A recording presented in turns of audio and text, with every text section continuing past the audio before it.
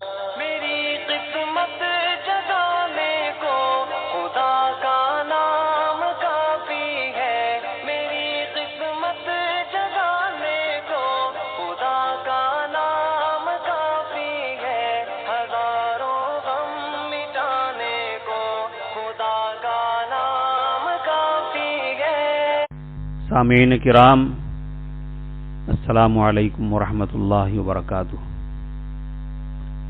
آپ کا پسندیدہ علمی و ثقافتی چینل سچا پیغام اپنے پروگرام میں آپ کو خوش آمدید کہتا ہے۔ آج جبکہ ہم 21ویں صدی کے چوتھے مہینے سے گزر رہے ہیں، ایک عجیب و غریب قسم کے وبائی مرض کے ماحول پر لاحول پڑھتے ہوئے چل رہے ہیں۔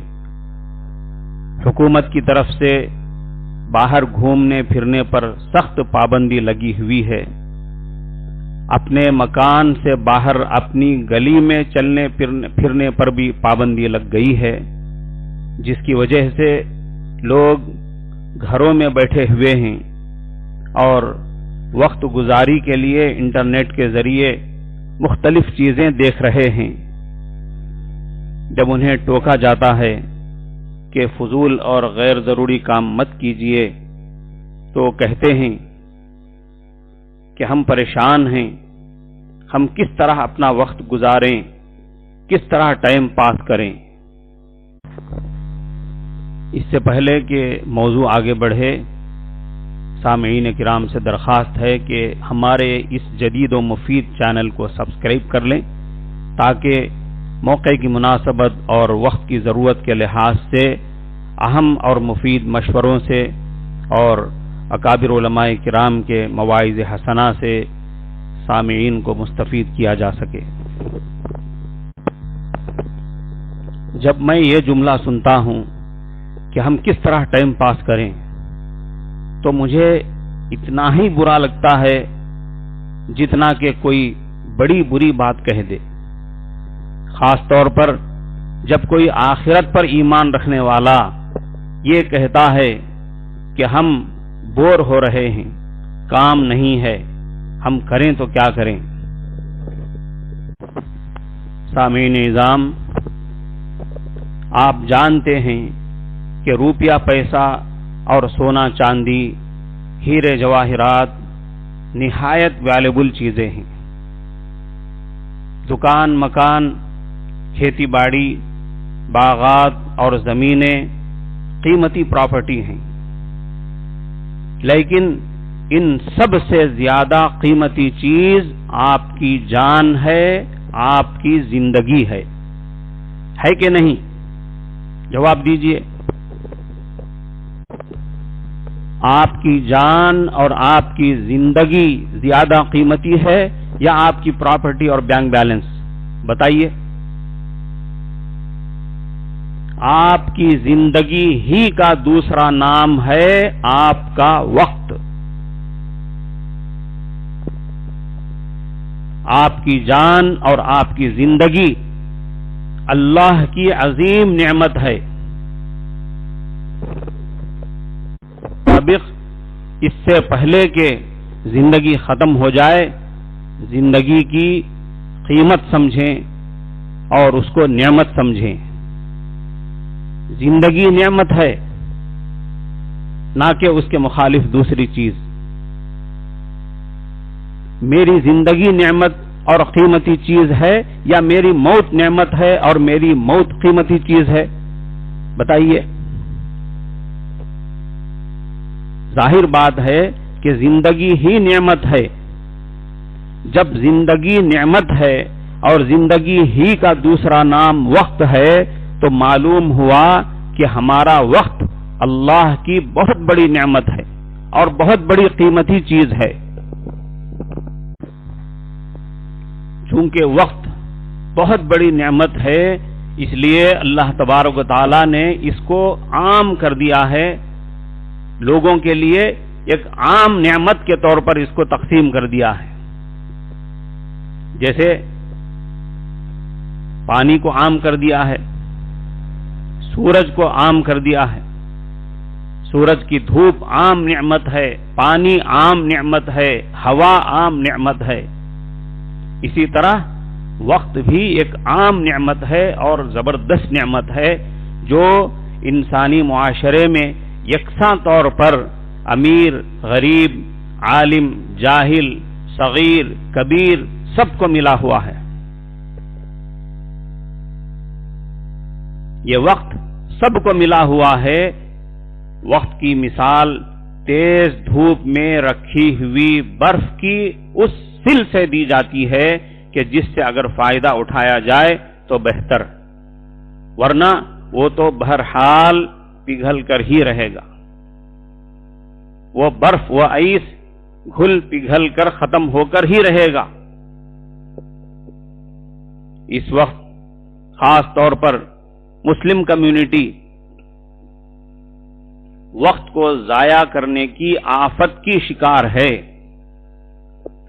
یورپی سوسائٹی اپنی تمام تر خامیوں اور اپنی تمام تر کمزوریوں کے باوجود وقت کی بڑی قدردان واقع ہوئی ہے اور زندگی کو باقاعدہ ایک نظام کے تحت گزارنے کی پابند بنی ہوئی ہے۔ سائنس اور ٹیکنالوجی میں ان کی ترقیوں کا ایک بڑا سبب وقت کی قدردانی ہے۔ جو قومیں وقت کی قدر کرنا جانتی ہیں صحراؤں کو گلشن بنا دیتی ہیں،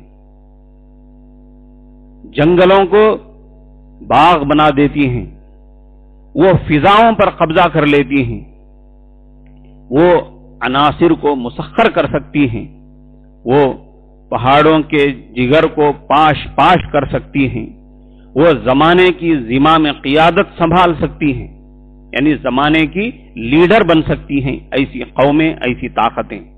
لیکن جو قومیں وقت کو ضائع کر دیتی ہیں، وقت انہیں ضائع کر دیتا ہے، ایسی قومیں غلامی کی زندگی بسر کرنے پر مجبور ہو جاتی ہیں، وہ دین اور دنیا دونوں اعتبار سے خسارے میں رہتی ہیں۔ آج ہمارے معاشرے میں، ہماری سوسائٹی میں سب سے سستی اور بے قیمت چیز اگر کوئی ہے تو وہ وقت ہے۔ اس کی قدر و قیمت کا ہمیں قطعاً احساس نہیں رہا۔ یہی وجہ ہے کہ وقت کے لمحات کی قدر نہ کرنے سے منٹوں کی قدر نہ کرنے سے گھنٹوں کی قدر نہ کرنے سے ہفتوں کی قدر نہ کرنے سے مہینوں کا، اور مہینوں کی قدر نہ کرنے سے سالوں اور عمروں کا ضائع کرنا ہمارے لیے بہت آسان بن گیا ہے۔ حضرت نبی کریم صلی اللہ علیہ وسلم ارشاد فرماتے ہیں، اغتنم خمسا قبل خمس، 5 چیزوں کو 5 چیزوں سے پہلے غنیمت سمجھ جاؤ۔ حیاتک قبل موتک، اپنی حیات کو، اپنی زندگی کو اپنی موت سے پہلے غنیمت سمجھ جاؤ، اس کو غنیمت سمجھو۔ وصحتک قبل سقمک، اپنی تندرستی کو اپنی بیماری سے پہلے غنیمت جانو۔ وفراغک قبل شغلک، اور اپنی فرصت کے وقت کو اپنی مشغولیت سے پہلے غنیمت جانو۔ وشبابک قبل حرمک، اپنی جوانی کی زندگی کو، اپنی جوانی کے ایام کو اپنے بڑھاپے سے پہلے غنیمت سمجھو، غنیمت جانو۔ وغناک قبل فقرک، اور اپنی مالداری کو اپنی فقیری سے پہلے غنیمت جانو۔ اسی طرح ایک اور حدیث ہے، آن حضرت صلی اللہ علیہ وسلم ارشاد فرماتے ہیں، نعمتان مغبون فیہما کثیر من الناس، الصحۃ والفراغ، 2 نعمتیں جو بہت ہی عظیم ہیں، بہت ہی قابل قدر اور قیمتی ہیں، ایسی عظیم اور قابل قدر نعمتیں ہیں کہ جس کے تعلق سے بے شمار لوگ خسارے میں رہتے ہیں، یعنی غفلت میں پڑ کر نقصان اٹھاتے ہیں، غفلت میں پڑ کر اس کی قدر نہیں کرتے ہیں، اور بعد میں جب وہ دو نعمتیں ان سے چھن جاتی ہیں تب پچھتانے لگتے ہیں۔ وہ دو نعمتیں ہیں تندرستی اور فرصت کا وقت۔ ان دونوں حدیثوں سے جہاں بہت ساری چیزیں، بہت ساری باتیں معلوم ہوئی، ان میں سے ایک خاص چیز جو اس وقت ہمارے موضوع سے متعلق ہے وہ ہے وقت کی قدردانی، فرصت کے وقت کی قدردانی، اپنی فرصت کو اور اپنے فارغ وقت کو قیمتی سمجھنا اور اس کو قیمتی بنانا۔ جب ہمیں سمجھ میں آ گیا کہ جہاں صحت اور تندرستی قیمتی چیز ہے، فرصت کا وقت قیمتی چیز ہے، اللہ کی نعمت ہے، تو اس کی قدر کرنی چاہیے یا ناقدری کرنی چاہیے؟ یقیناً قدر کرنی چاہیے، اور اس کی قدر کرتے ہوئے اس کو قیمتی کاموں میں لگانا چاہیے، یعنی دنیا اور آخرت کے فائدے کے کاموں میں وقت کو، فرصت کو لگانا چاہیے۔ اب سوال یہ ہے کہ وہ کام کیا ہیں؟ ہمارے پاس وقت تو ہے، فارغ وقت ہے، فرصت ہے، مگر کام کچھ بھی نہیں ہے، یا کام کیا ہے ہمیں سمجھ میں نہیں آ رہا ہے، اس کی طرف ہماری توجہ نہیں ہو رہی ہے، جن کو کر کے ہم وقت کو، فرصت کو قیمتی بنا سکتے ہیں۔ اس کا جواب یہ ہے کہ اگر ہم کچھ نہ کرنا چاہیں تو سوائے کھانے اور سونے کے ہمیں کوئی کام نظر نہ آئے گا، لیکن اگر کچھ کرنے کے لیے ہم تیار ہو جائیں تو اتنے سارے کام پڑے ہوئے ہیں کہ پھر فرصت نہیں ملے گی کاموں سے۔ بس فکر مندی والے کرنٹ کی، محنت اور کام کرنے کی ہمت والے پاور کی ضرورت ہے۔ مثال کے طور پر عبادتوں کا موضوع لے لیجئے، اگر ہم کرنا چاہیں تو کتنی عبادتیں ہیں، 5 وقتہ فرض نمازوں کے علاوہ دیگر نفلی نمازیں کتنی ہیں جن کی فضیلتیں ہم کو معلوم ہیں، جن کے نام ہم سنتے رہتے ہیں، جیسے اشراق ہے، چاشت ہے، اوابین ہے، تہجد ہے، صلاۃ التسبیح ہے۔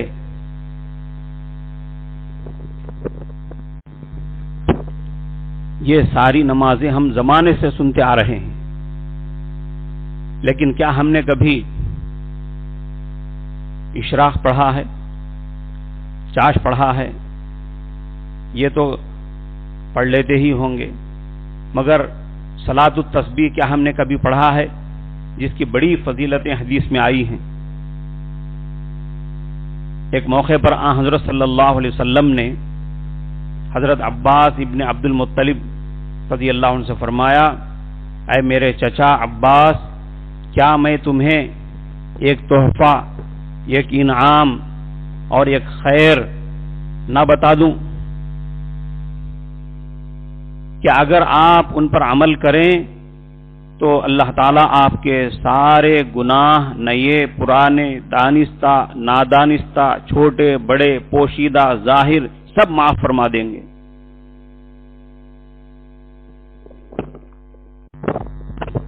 اس کے بعد آپ نے صلاۃ التسبیح کا طریقہ بتلایا کہ آپ 4 رکعت نماز ادا کریں، ہر رکعت میں سورہ فاتحہ اور ثانی سورہ پڑھیں، جب آپ پہلی رکعت میں قرات سے فارغ ہو جائیں تو قیام ہی کی حالت میں 15 مرتبہ سبحان اللہ والحمد للہ ولا الہ الا اللہ واللہ اکبر پڑھیں، پھر رکوع کریں، رکوع ہی میں 10 مرتبہ یہی تسبیح پڑھیں، پھر رکوع سے سر اٹھائیں اور 10 مرتبہ تسبیح پڑھیں قوما کے کلمات کے بعد. اس کے بعد سجدہ کریں 10 مرتبہ، پھر یہی تسبیح پڑھیں. پھر سجدے سے اٹھ کر 10 مرتبہ یہی تسبیح پڑھیں. دوسرے سجدے میں جا کر سبحان ربی الاعلی کہنے کے بعد 10 مرتبہ تسبیح پڑھیں. پھر سجدے سے سر اٹھائیں اور بیٹھ کر 10 مرتبہ تسبیح پڑھیں. اس طرح ایک رکعت میں تسبیحات کی کل تعداد 75 ہو جائے گی. چاروں رکعتوں میں آپ یہی عمل دہرائیں. حضرت صلی اللہ علیہ وسلم نے فرمایا، اے میرے چچا، اگر آپ ہر روز ایک مرتبہ یہ صلاۃ التسبیح پڑھ سکتے ہیں تو پڑھ لیں. اگر روزانہ نہ پڑھ سکیں تو ہر جمعہ کو یعنی ہر ہفتے کو ایک بار پڑھیں. اگر ہفتے میں بھی نہ پڑھ سکیں تو پھر ہر مہینے میں ایک مرتبہ پڑھ لیں. اگر مہینے میں بھی نہ پڑھ سکیں تو ہر سال ایک مرتبہ پڑھ لیا کریں.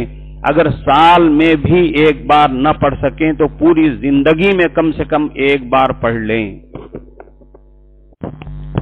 کتنی عظیم فضیلت والی صلاۃ التسبیح ہے. کیا ہم نے کبھی پڑھا ہے پوری زندگی میں، اب تک کی زندگی میں ایک بار بھی؟ ایسی نفل نمازیں کتنی ہیں، مگر ہم کہتے جا رہے ہیں کہ ہم کس طرح ٹائم پاس کریں، ہمارا وقت کیسے گزاریں. اللہ کے نبی صلی اللہ علیہ وسلم نے ہمیں کیسی اللہ سے تعلق پیدا کرنے کی عجیب عجیب شکلیں دے رکھی ہیں. ہم ان کو قبول نہیں کر رہے ہیں، عمل میں نہیں لا رہے ہیں، اور پھر کہتے جا رہے ہیں کہ ہم ٹائم کس طرح پاس کریں. کیا آپ کو قرآن یاد ہے؟ آپ حافظ قرآن ہیں تو ماشاءاللہ بہت اچھی بات ہے. تلاوت کس طرح کر رہے ہیں؟ حافظ قرآن ہیں تو روزانہ کتنے پارے پڑھ رہے ہیں؟ آپ کے پاس فرصت ہے تو آپ کتنے پارے پڑھ رہے ہیں؟ نہیں پڑھ رہے ہیں تو پڑھنا چاہیے. اگر آپ حافظ قرآن نہیں ہیں تو پھر قرآن حفظ کیجئے. جب آپ کے پاس ٹائم ہے، فرصت ہے، ٹائم پاس کرنے کے لیے کوئی کام نظر نہیں آ رہا ہے تو ہم بتا رہے ہیں قرآن حفظ کیجئے. کم سے کم خاص فضیلت والی صورتیں حفظ کیجئے. کیا آپ کو ٹائم ملا ہوا ہے اور سورہ یاسین آپ کو یاد نہیں ہے تو سورہ یاسین یاد کیجئے، سورہ ملک یاد کیجئے. ٹائم ملا ہوا ہے، آپ کو قرآن یاد نہیں ہے تو قرآن یاد کیجئے، قرآن کے چھوٹے چھوٹے سورے یاد کیجئے. کتنی چیزیں ہیں، کتنے کام ہیں جو پڑے ہوئے، ٹائم تو ملا ہوا ہے اور پھر بھی کام سمجھ میں نہیں آ رہا ہے. حضرت صلی اللہ علیہ وسلم فرماتے ہیں، لا اقول الف لام میم حرف بل الف حرف ولام حرف ومیم حرف. میں یہ نہیں کہتا کہ پورا الف لام میم ایک حرف ہے، بلکہ الف ایک حرف ہے، لام ایک حرف ہے، میم ایک حرف ہے. قرآن کا ایک ایک حرف پڑھنے پر 10 نیکیاں ملیں گی اور الف لام میم کہنے پر 30 نیکیاں ملیں گی. ایک بار کہہ لیجئے الف لام میم. یہ نیکیاں کتنی ضرورت کی چیزیں ہیں اس وقت سمجھ میں آئے گا جب آنکھ بند ہو جائے گی اور دل کی حرکت رک جائے گی. غنیمت یہ ہے کہ ہم اس سے پہلے اس کی حقیقت کو سمجھیں اور اس کو حاصل کر لیں. آپ کے پاس فارغ وقت ہے، آپ کو ٹائم ملا ہوا ہے، مگر ٹائم پاس کرنے کے لیے کام نظر نہیں آ رہا ہے. آپ کو کتنی حدیثیں یاد ہیں؟ حضرت صلی اللہ علیہ وسلم کی زبان مبارک سے نکلے ہوئے کتنے ارشادات آپ کو یاد ہیں؟ کیا پوری بخاری شریف آپ کو یاد ہے؟ پوری مسلم شریف آپ کو یاد ہے؟ پوری ترمذی شریف آپ کو یاد ہے؟ پوری ابو داؤد شریف آپ کو یاد ہے؟ پوری نسائی شریف، ابن ماجہ شریف آپ کو یاد ہے؟ یاد نہیں ہے. آپ کو ٹائم ملا ہوا ہے تو حدیثیں یاد کیجئے. آپ کو ٹائم ملا ہوا ہے، ٹائم پاس کرنے کے لیے کام نظر نہیں آ رہا ہے. حضرت صلی اللہ علیہ وسلم کی بیویوں کے نام آپ کو یاد ہیں؟ آپ کی لڑکیوں کے نام آپ کو یاد ہیں؟ آپ کے لڑکوں کے نام آپ کو یاد ہیں؟ یاد نہیں ہیں تو ٹائم آپ کو ملا ہوا ہے، یاد کیجئے. حضرت صلی اللہ علیہ وسلم مکے میں کتنے سال رہے، کیا کیا حالات پیش آئے، آپ کو یاد ہے؟ یاد نہیں ہے، ٹائم ملا ہوا ہے تو یاد کیجئے۔ آپ مدینہ منورہ میں کتنے سال رہے، کیا کیا حالات پیش آئے، کیا آپ کو یاد ہے؟ یاد نہیں ہے، ٹائم ملا ہوا ہے، ٹائم پاس کرنے کے لیے کام نظر نہیں آ رہا ہے، تو ہم آپ کو کام بتا رہے ہیں۔ اپنے نبی سے محبت ایمان کا تقاضا ہے، ایمان کا ضروری حصہ ہے۔ اگر اپنے نبی سے محبت ہے، اگر نہیں ہے تو پھر ایمان ہی نہیں ہے، اگر ہے تو پھر اس کا تقاضا یہ ہے کہ ہم اپنے نبی صلی اللہ علیہ وسلم کی پوری حیات طیبہ کے پورے حالات سے واقف ہوں اور اس کو پڑھتے جائیں، اس کا مطالعہ کریں، کیونکہ ہمارے پاس فرصت ہے۔ جب ہمارے پاس فرصت ہے اور اپنے نبی کے حالات سے ہم واقف نہیں ہیں تو ہمیں واقف ہونے کی کوشش کرنی چاہیے یا نہیں کرنی چاہیے؟ اسی طرح ایک اور کام لے لیجئے، خدمت خلق، سوشل سروس۔ آپ کے پاس ٹائم ہے، آپ کو کام نظر نہیں آ رہا ہے تو ہم بتاتے ہیں کہ آپ کم سے کم درجے میں اپنے محلے میں گھوم پھر کر اس کا جائزہ لیجئے کہ کون کون آدمی کس چیز کا محتاج ہے، کتنے غریب ہیں، کتنے بیمار ہیں، کتنے بچے اسکول نہیں جا رہے ہیں۔ خاص طور پر آج کے حالات میں جبکہ کرفیو لگا ہوا ہے، کتنے مزدور پیشہ قسم کے لوگ ہیں جو روزانہ مزدوری کر کے کماتے تھے، اپنے بیوی بچوں کو پالتے تھے، مگر آج جبکہ وہ کام پر نہیں جا رہے ہیں تو ان کا جینا کیسے ہو رہا ہے، ان کا گزران کیسے ہو رہا ہے، اس کا جائزہ لیجئے۔ اپنے ساتھ چند دوستوں کو لے کر گھوم پھر کر دیکھیے اور خود ان کی مدد کیجئے، اگر نہیں کر سکتے ہیں تو دوسروں سے مدد کروائیے۔ کیا یہ کام نہیں ہے؟ آپ کو ٹائم ملا ہوا ہے، کام نہیں ہے، ہم کام دکھا رہے ہیں، کام کیجئے۔ آپ کہہ رہے ہیں کہ بھئی کرفیو لگا ہوا ہے، پولیس مار رہی ہے، تو ہم کہتے ہیں خود پولیس سے جا کر پوچھئے کہ بھئی ہم فارغ ہیں، ہم کو کوئی کام دیجئے۔ کسی غریب علاقے کے اندر کوئی ریلیف تقسیم کرنے کا کام ہے تو ہم کو اس کا پاس دیجئے، اس کی اجازت دیجئے اور وہ کام ہم کو دیجئے، ہم کریں گے۔ جا کر بڑے پولیس افیشیل سے، پولیس آفیسروں سے ملیے اور اپنے محلے کے جو فارغ لوگ ہیں، نوجوان ہیں، صحت مند لوگ ہیں، بتائیے کہ ہمارے محلے میں 15 لوگ تیار ہیں، ڈی ایس پی صاحب آپ ہم کو کوئی کام دیجئے، ہم کام کرنے کے لیے تیار ہیں۔ اپنے علاقے کی ایم ایل اے سے ملاقات کیجئے، جا کر ایم ایل اے صاحب سے درخواست کیجئے کہ کوئی کام ہو تو ہم کو بتائیں، ہم کام کرنے کے لیے تیار ہیں۔ آپ کے پاس ٹائم ہے مگر کام نہیں ہے تو یہ کام ہم آپ کو بتا رہے ہیں۔ بڑے لوگوں سے ملاقات کیجئے، خود ان کی اجازت سے کام کیجئے، دیکھیے کتنا کام ملتا ہے۔ اگر آپ اپنے مکان سے باہر جانا نہیں چاہتے ہیں پابندی کی وجہ سے، اپنے مکان میں ہی رہ کر کچھ کرنا چاہیں تو پھر گھر میں بھی بہت سارا کام پڑا ہوا ہے، اگر آپ کرنے کے لیے تیار ہوں۔ اور وہ کام ہے کتابوں کا مطالعہ، یعنی کتابیں پڑھنا۔ آپ کتابیں پڑھنا چاہیں تو اتنا کام ہے کہ زندگی ناکافی ہے، چاہے مذہبی کتابوں کا مطالعہ ہو یا ہسٹری کی کتابوں کا، دین کی کتابوں کا مطالعہ ہو یا دنیا کی کتابوں کا مطالعہ، یہ بہت بڑا کام ہے۔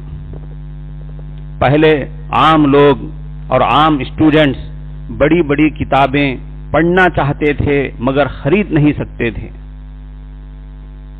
آج ہر کتاب انٹرنیٹ پر آپ کو دستیاب ہے، ایسی پرانی کتابیں بھی انٹرنیٹ پر مل جاتی ہیں جو اب پرنٹ نہیں ہو رہی ہیں، جن کی پرنٹنگ بند ہو چکی ہے۔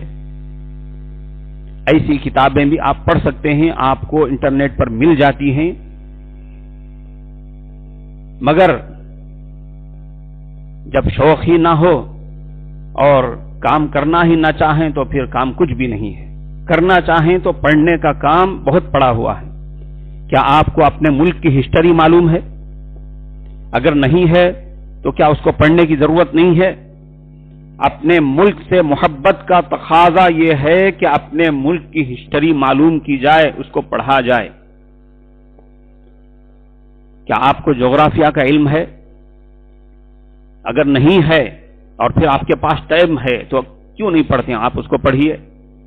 علم جغرافیہ کی کتابیں اسٹڈی کر کے زمین کی خصوصیات، مختلف ملکوں کے باشندوں کی خصوصیات اور اس کے مظاہر اور زمین کے نقوش، ماحولیاتی تغیرات اور اس کے نقشہ جات کے متعلق معلومات کریں۔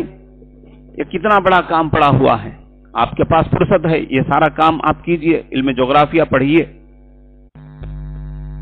تو یہ گھر میں رہتے ہوئے کتابوں کی اسٹڈی کرنے کا بہت بڑا وسیع کام ہے، اور یہ بھی کرنے کا ضروری کام ہے۔ اس کے علاوہ اپنے گھر میں رہتے ہوئے اپنے گھر والوں کو مختلف قسم کی معلومات واقف کرانا، معلومات سے ان کو واقف کروانے کا انتظام بھی ایک بہت بڑا کام ہے۔ اس کے متعلق ہم انشاءاللہ کل کی مجلس میں عرض کریں گے۔ شرعی مسائل کے موضوع کے تحت ترکے سے متعلق کچھ مسائل سماعت فرمائیں۔ ہمارے ہیومن کانسٹیٹیوشن میں یعنی شریعت اسلامیہ میں مرحوم کے ترکے میں سے جن وارثوں کے حصے فکس ہیں، ایسے وارث رشتہ دار کل 25 ہیں، جن میں سے 15 مرد ہیں، 10 عورتیں ہیں۔ مرد وارث رشتہ دار یہ ہیں: نمبر 1 بیٹا، پھر پوتا پڑپوتا وغیرہ اسی کے تحت آ جائے گا، باپ، دادا، حقیقی بھائی یعنی بالکل سگا بھائی، علاتی بھائی، اخیافی بھائی، حقیقی بھتیجا، علاتی بھتیجا، حقیقی چچا، علاتی چچا، حقیقی چچازاد بھائی، علاتی چچازاد بھائی، شوہر، غلام کو آزاد کرنے والا، اور 10 وارث عورتیں جن کا ترکے میں سے جن کا حصہ فکس ہے وہ ہیں: بیٹی، پوتی، ماں، نانی، دادی، حقیقی بہن، علاتی بہن، اخیافی بہن، بیوی، غلام کو آزاد کرنے والی۔ مرحوم کے ترکے میں یعنی مرنے والے کے ترکے میں ان تمام مرد اور عورت وارثوں کے حصے فکس ہیں، مقرر ہیں کہ کس کو کتنا ملے گا۔ باقی تفصیلات اور متعلقہ مسائل انشاءاللہ ہم اگلی مجلس میں پیش کریں گے۔ سامعین اعظام، احادیث کے موضوع کے تحت بیمار پرسی کی فضیلت پر ایک حدیث سماعت فرمائیے۔ رسول اللہ صلی اللہ علیہ وسلم نے ارشاد فرمایا کہ جو مسلمان کسی مسلمان کی عیادت کے لیے، بیمار پرسی کے لیے صبح میں جاتا ہے تو شام تک 70,000 فرشتے اس کے لیے مغفرت کی دعا کرتے ہیں۔ اگر کوئی شام کے وقت کسی بیمار کی عیادت کے لیے، بیمار پرسی کے لیے جائے تو صبح تک 70,000 فرشتے اس کے لیے مغفرت کی دعا کرتے رہتے ہیں، اور اس کے لیے جنت میں ایک باغ بنایا جائے گا۔ ایک دوسری روایت ہے، نبی کریم صلی اللہ علیہ وسلم نے ارشاد فرمایا، مسلمان جب مسلمان کی عیادت کرتا ہے تو واپس آنے تک وہ جنت کے باغوں میں رہتا ہے۔ ان حدیثوں میں مسلمان کی جو قید آئی ہے، بیمار مسلمان کی بیمار پرسی کی بات آئی ہے، یہ اس وقت کی حالت کے لحاظ سے ہے کہ اس وقت حضرت صلی اللہ علیہ وسلم کے سامنے مسلمان ہی رہتے تھے۔ اگر کوئی غیر مسلم بھی بیمار ہو جاتا ہے اگر کوئی غیر مسلم بیمار پرسی کرتا ہے تو اس کے لیے بھی یہی فضیلت ہے، اور ایسے کئی واقعے ہیں کہ حضرت صلی اللہ علیہ وسلم نے غیر مسلم بیماروں کی بیمار پرسی فرمائی ہے۔ اس کے ساتھ ساتھ آداب کے موضوع کے تحت بیمار کی بیمار پرسی کے آداب بھی کچھ سماعت فرمائیں۔ ثواب کی امید رکھتے ہوئے عیادت کرنا، بیمار کی عیادت کرنا چاہے وہ چھوٹا بچہ ہی ہو، مشرک بیمار کی بھی عیادت کرنا اور اس کو اسلام کی دعوت دینا، یہ اس لحاظ سے ہے کہ حضرت صلی اللہ علیہ وسلم نے اپنے زمانے میں ایک غیر مسلم کی بیمار پرسی فرمائی، اور اس موقع پر آپ نے اس کو اسلام کی دعوت دی اور اس نے اسلام بھی اسی وقت قبول کر لیا۔ ایک دوسرا ادب ہے مریض بے ہوش ہو تب بھی اس کی عیادت کرنا، اور جب بیمار کی عیادت کے لیے جائیں تو مناسب وقت کا لحاظ رکھتے ہوئے عیادت کے لیے جانا۔ ممکن ہو تو ایک ادب یہ ہے پیدل چل کر جا کر عیادت کرنا، گھر والوں سے مریض کی خیر خبر معلوم کرنا، صرف مریض اور بیمار سے نہیں، اگر وہ اس حال میں ہے کہ بات نہیں کر سکتا ہے تو گھر والوں سے اس کی خیر خبر معلوم کرنا۔ ایک ادب یہ ہے مریض کے اہل خانہ کو اس کی خدمت اور اچھا برتاؤ کرنے کی تاکید کرنا۔ ایک ادب یہ ہے کہ جب بیمار کے پاس جائیں عیادت کے لیے تو اس کے سرہانے بیٹھنا۔